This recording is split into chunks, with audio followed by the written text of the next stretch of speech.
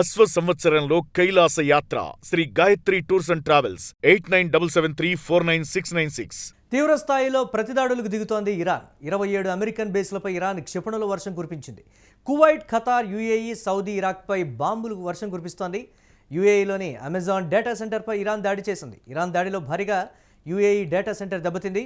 కువైట్పై 97 క్షిపణులు, 283 డ్రోన్లతో ఇరాన్ దాడి చేసింది. ఇరాన్ దాడిలో 3 అమెరికన్ సైనికులు కూడా మృతి చెందినటువంటి పరిస్థితి ఉంది. దాదాపుగా భయానక వాతావరణం నెలకొంటోందని మనకి స్థానికంగా వస్తున్నటువంటి సమాచారం. అలాగే సోషల్ మీడియాలో రిలీజ్ అవుతున్నటువంటి విజువల్స్ కావచ్చు, దాడులు జరుగుతున్నప్పుడు ప్రత్యక్షంగా అక్కడ ఉన్నటువంటి వారు విడుదల చేస్తున్నటువంటి వీడియోలు కావచ్చు, భయం గొలుపుతున్నటువంటి పరిస్థితి.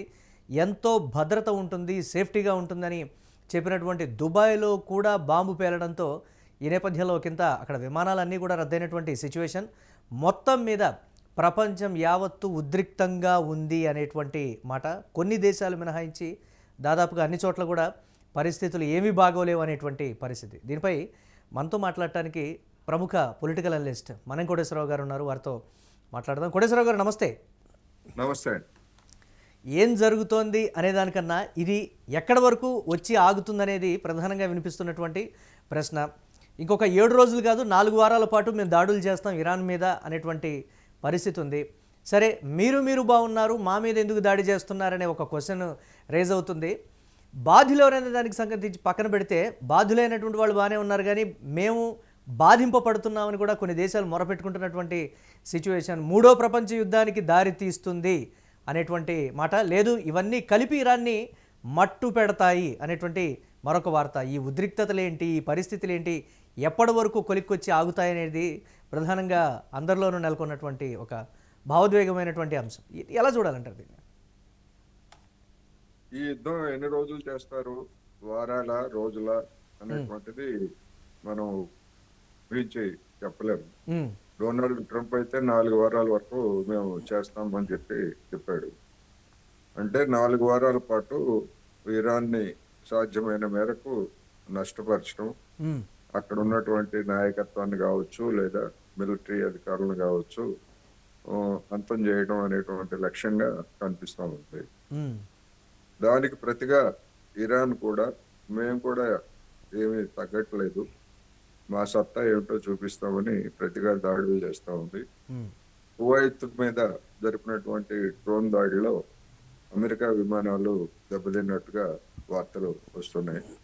అయితే ఇలాంటి 2 వైపుల నుంచి ఈ కొన్ని సందర్భాల్లో కొన్ని అతిశయోక్తులు కూడా వెలువడేటువంటి అవకాశం కూడా ఉంది. అయినప్పటికీ అవునని కానీ కాదని కానీ మనం ఇప్పుడప్పుడే చెప్పలేము. వాస్తవాలు అనేటువంటి తర్వాతనే వెలుగులోకి వస్తాయి. పరిస్థితి మాత్రం అమెరికా వాళ్ళు ఊహించుకున్నంత తేలిగ్గా ఇరాన్ లేదు అనేటువంటిది స్పష్టంగా కనిపిస్తూ ఉంది. ఇప్పుడు ఇజ్రాయెల్ పట్టణాల మీద అది అన్ని వైపుల నుంచి కురిపిస్తున్నటువంటి క్షిపణులతోటి మొత్తం యావత్ ఇజ్రాయెల్ కూడా బంకర్లలోకి వెళ్ళినట్టుగా పరిస్థితి ఉన్నది.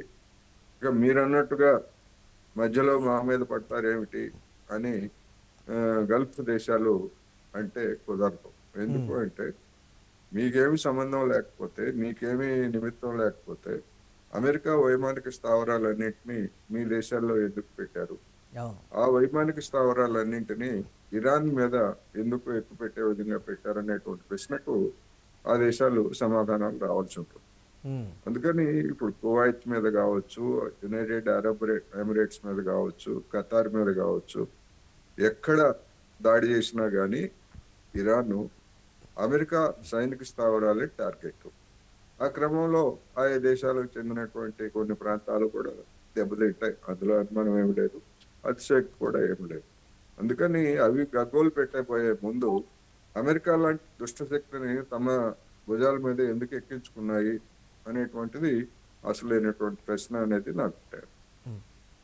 అంటే దీనికి సంబంధించి కూడా వస్తున్నటువంటి వార్త ఏంటి అంటే, అమెరికా తలుచుకుంటే ఆగుతుంది తప్ప మిగతా ఎవరు తలుచుకున్నా కానీ ఇది ఆగేటువంటి పరిస్థితి లేదు, అన్నీ ఆ స్థాయిలో రెచ్చగొట్టబడ్డాయి అనేటువంటి ఒక మాట. అలా చూడొచ్చు అంటారు? అది రెచ్చగొట్టడం అంటే అమెరికానే రెచ్చగొట్టింది, అమెరికానే దాడులను ప్రారంభించింది, చేస్తున్నదంతా అమెరికానే. గడిచినటువంటి 2-3 నెలల్లో మొత్తం సమీకరణలంతా జరిపింది అమెరికానే కదా. అవును. దాని ఏజెంట్ గా ఉంది ఇజ్రాయిల్. ఎట్లా ఆడమంటే అట్లా ఇజ్రాయెల్ ఆడుతుంది. అందుకని ఆ రెండు దేశాలు ప్రధానమైనటువంటి కారణం. అవును. ప్రారంభించినటువంటి వాళ్ళే దాన్ని ముగించాలి. లేదు కంటిన్యూ చేస్తామంటే ఇప్పుడు ఇరాన్ ఏ విధమైనటువంటి ప్రతిదాడులు చేస్తూ ఉందో రాబోయేటువంటి రోజుల్లో కూడా ఆ దాడులు అట్లాగే కొనసాగుతాయి. అయితే ఇరాన్ దగ్గర ఉన్నటువంటి బలం ఎన్ని రోజులు ఉంటుంది, అమెరికా ఎన్ని రోజులు ఆ విధంగా చేయగలదు, ఎక్కడి నుంచో వచ్చి, ఇవన్నీ కూడా ప్రశ్నలు. ప్రస్తుతానికైతే వాటికి సమాధానం ఎవరు చెప్పలేనటువంటి స్థితి. అంటే మెయిన్గా వినపడుతోంది ఏంటి అని అంటే ఆయుధ సంపత్తి విషయంలో ప్రధానంగా వినిపిస్తున్నటువంటి పరిస్థితి ఇరాన్లో న్యూక్లియర్ సైట్ వద్ద జరిగినటువంటి దానికి రేడియేషన్ స్థాయిలు కూడా అక్కడ పెరుగుతున్నాయి. ఇంకా తీవ్రతరం అయితే మొత్తం మీద చాలా ప్రాంతాలు కూడా ఖాళీ చేయాల్సి వచ్చేటువంటి పరిస్థితి. అంటే మెయిన్గా ముందు నుంచి ట్రంప్ చెప్తున్న దాని ప్రకారం అణ్వాయుధాలు ఎక్కడైతే ఉన్నాయో న్యూక్లియర్ సైట్స్ మీదే టార్గెట్గా చేసినటువంటి పరిస్థితి కనపడుతుంది. దీన్ని ఎలా చూడాలంటారు? అంటే అదును చూసి దెబ్బ కొట్టింది అనేటువంటి కోణంలో చూడాలంటారా? గత ఏడాది కూడా 11-12 రోజుల పాటు జరిపినటువంటి దాడుల్లో అణు కేంద్రాలనే మేము లక్ష్యంగా చేసుకున్నాము, అణు కేంద్రాలని నాశనం చేశామని చెప్పేసి అమెరికా చెప్పింది. మరి అలాంటప్పుడు అప్పుడు వెలువడినటువంటి అణుధూళి లేకపోతే అణు కాలుష్యం ఇప్పుడు ఎందుకు ఏర్పడింది?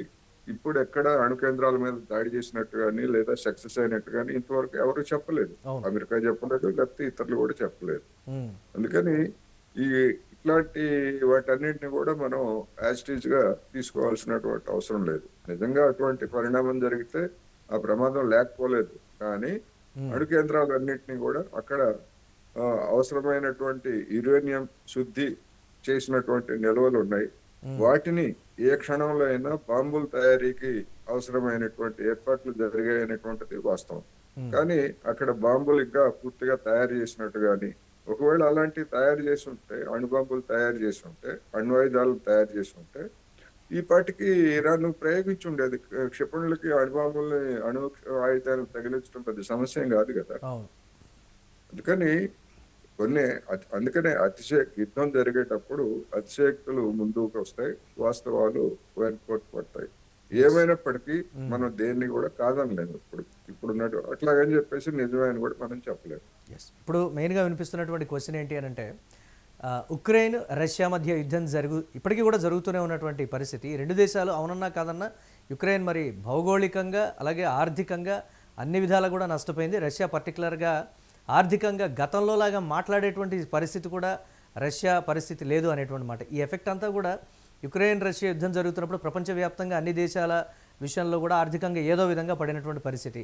ఇప్పుడు ఈ యుద్ధం అనేది కూడా ప్రధానంగా ఆయిల్ రూపంలో కానివ్వండి, లేకపోతే ఇతరత్ర ఏదో ఒక రూపంలో భారతదేశం మీద ఏ స్థాయిలో ఇంపాక్ట్ ఉంటుంది అనేటువంటి మాట. మెయిన్గా సోషల్ మీడియాలో కొన్ని వర్గాలు చెప్తుంది ఏంటి అని అంటే, సరే ఏది ఎలా ఉన్నా కానీ ఒక బాంబు కూడా ఇండియాలో పడలేదు, ప్రశాంతంగా భారత్ మోదీ వల్లే ఉంది అనేటువంటి ఒక వెర్షన్ కూడా ఈ టైంలో తెర మీదకి తీసుకొస్తే ఆర్థికంగా కూడా ప్రపంచంలో ఎక్కడేం జరిగినా మనం బలంగానే ఉంటాం, ఆ ఎఫెక్ట్ మన మీద ఏం పడదు అనేటువంటి పరిస్థితి. అసలు ఆ కోణంలో చూడొచ్చు అంటారు అది? మనం ఏ యుద్ధంలోనూ కూడా మనకు ఎలాంటి ప్రమేయం లేదు. అందువల్ల మన మీద బాంబులు పడేటువంటి పరిస్థితి లేదు. అట్లాంటి బాంబులు పడితే నరేంద్ర మోడీ గారు రక్షించేటువంటి పరిస్థితి కూడా, అది ఒట్టి ప్రచారం, బడాయిలు చెప్పుకోవడం తప్ప వాస్తవం కాదు. ఆయుధ సంపత్తిని కూడా ఆ స్థాయిలోనే మేము సమకూర్చుకున్నామని చెప్తోంది భారతీయ జనతా పార్టీ. భారతదేశం ఆయుధ సంపత్తిని ఎవరు మన మీద దాడి చేస్తారు? అమెరికా చేస్తుందా, రష్యా చేస్తుందా, చైనా చేస్తుందా, పాకిస్తాన్? ఎవరితో పోల్చుకోవాలి మనం? అవును, ఇప్పుడు మన ఆయుధాలని ఎవరితో పోల్చుకోవాలి? పాకిస్తాన్ తో పోల్చుకోవాలి, అంతే కదా. పాకిస్తాన్ తో ఇవాళ కొత్తగా నరేంద్ర మోడీ గారు సాధించేది ఏముంది? అంతకు ముందు కూడా పాకిస్తాన్ మీద భారతదేశం యుద్ధం గెలిచింది కదా. ఇందిరాగాంధీ ఉన్నప్పుడు ఇవన్నీ కూడా గెలిచాం కదా. అందుకని కొత్తగా నరేంద్ర మోడీ గారు 56 అంగుళాల ఛాతీతోటి చేసి సాధించేది ఏమి లేదు. ఇప్పుడు నరేంద్ర మోడీ గారికి అసలైన ప్రశ్న ఏంటంటే, ప్రపంచంలో తనకన్నంత పలుకుబడి ఎవరికి లేదు అనేటువంటిది కదా వివిధ సర్వేలు తెలుసుకున్నాయి. ఇప్పుడు మరి ఆ పలుకుబడిని ఉపయోగించి ఇరాన్ యుద్ధాన్ని ఆపొచ్చు, లేకపోతే ఉక్రెయిన్ రష్యా పోరుని ఆపొచ్చు. ఎందుకనేటువంటి చొరవ కూడా ఎందుకు లేదు?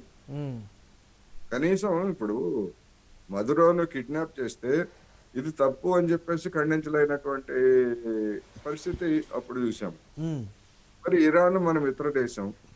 మరి ఇరాన్ మీద దాడి చేసి ఇరాన్ అధినేతగా ఉన్నటువంటి ఖమేనీని హత్య చేస్తే ఇది సరైనటువంటిది కాదు, ఇది తప్పు అని కూడా మనం చెప్పలేము.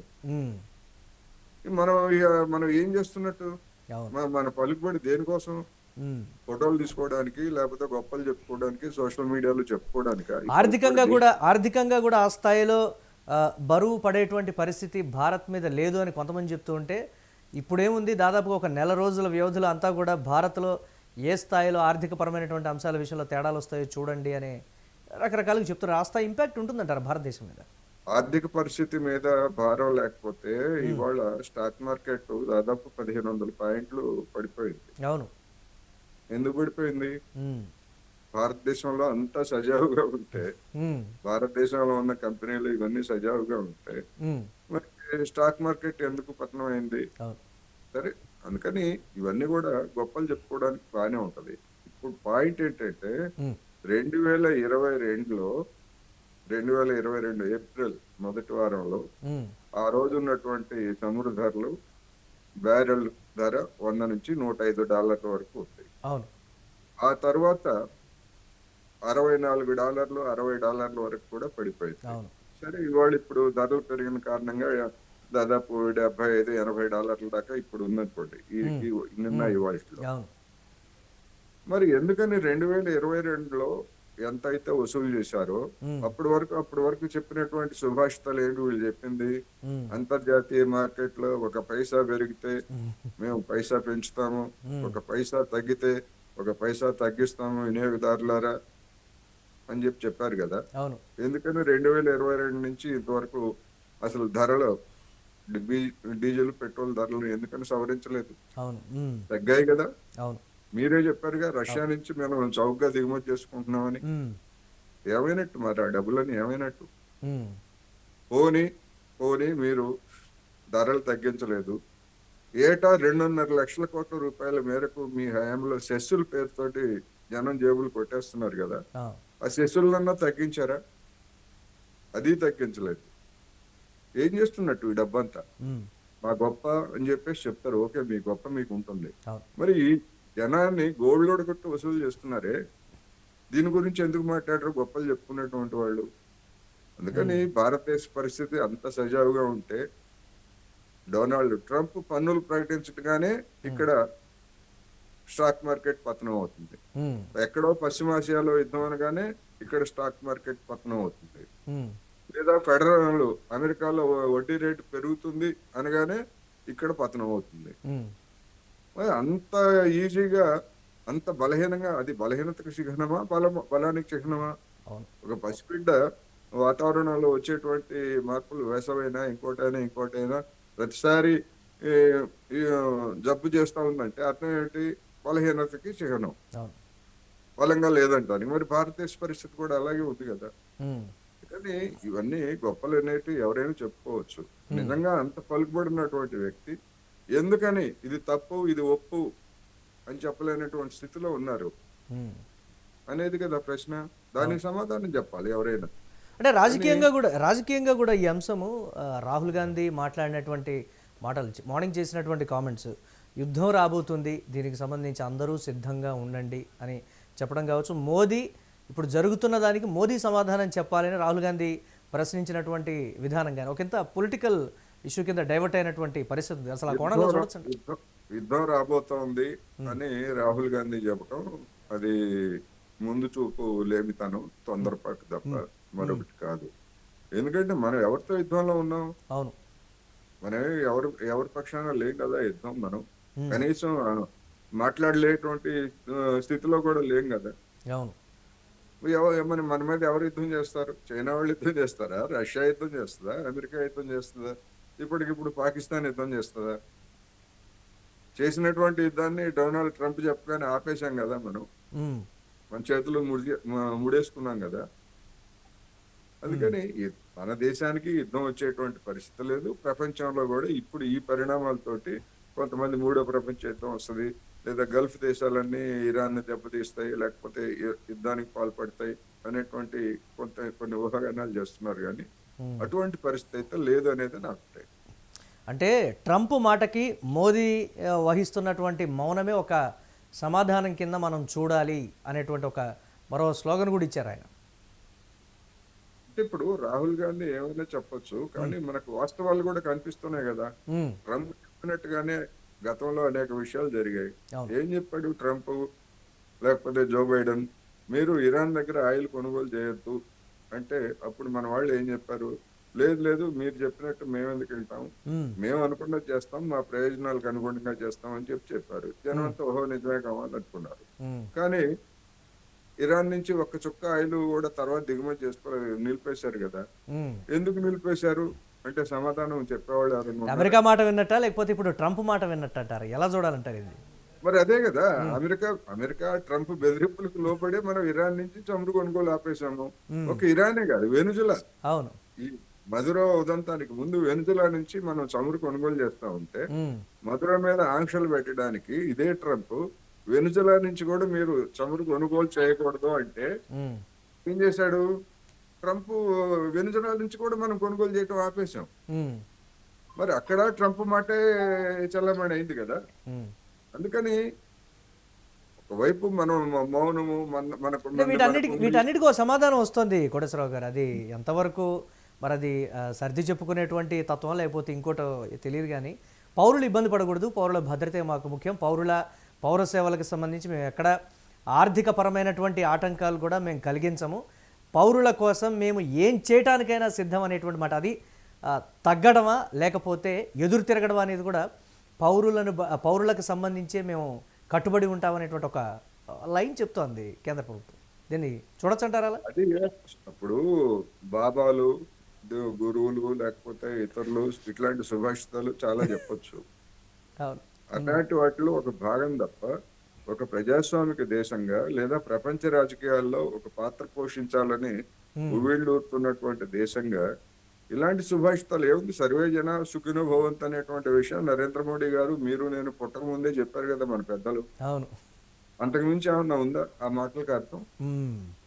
అందుకని పాయింట్ అది కాదు. ఆ పేరుతోటి ఏంటంటే తప్పించుకోవడానికి ఇప్పుడు రష్యా వాళ్ళు, చైనా వాళ్ళు, వాళ్ళ దేశాల పౌరులు దాన్ని గాలికి వదిలేద్దామని అమెరికా చర్యను ఖండించారు కదా వాళ్ళు బహిరంగంగా.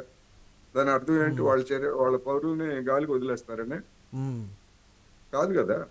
కానీ అవన్నీ కూడా అతిశయోక్తులు అనేది నా అభిప్రాయం.